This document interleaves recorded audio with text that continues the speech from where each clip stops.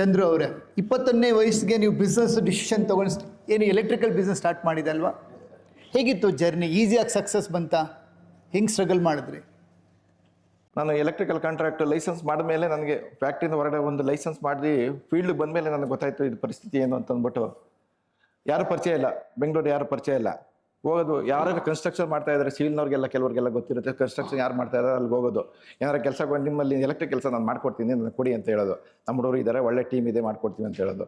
ಅವ್ರಿಗೆ ನಂಬಿಕೆ ಇಲ್ಲ, ಒಂದು ಆಫೀಸ್ ಇಲ್ಲ, ಏನಿರಲಿಲ್ಲ, ನಂಬಿಕೆ ಇರಲಿಲ್ಲ. ಸರಿ, ತುಂಬ ದಿವಸ ನೋಡಿ ನಮಗೆ ಒಂಥರ ಅವಾಗ ಯಾವ ಮಟ್ಟಕ್ಕೆ ಹೋಗ್ಬಿಟ್ಟೆ ಅಂದರೆ ಮಾಮೂಲಿ ಮತ್ತೆ ಫ್ಯಾಕ್ಟ್ರಿ ಹೋಗೋಣ ಅನ್ನೋ ಒಂದು ಸ್ಥಿತಿಗೆ ಬಂದೆ.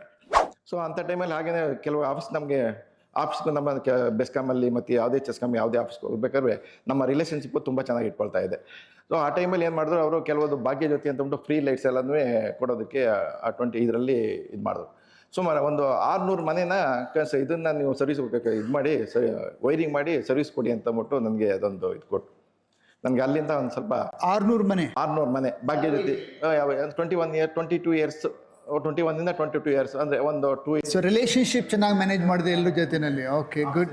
ಅಲ್ಲಿಂದ ನನಗೆ ವರ್ಕ್ ಮಾಡ್ತು.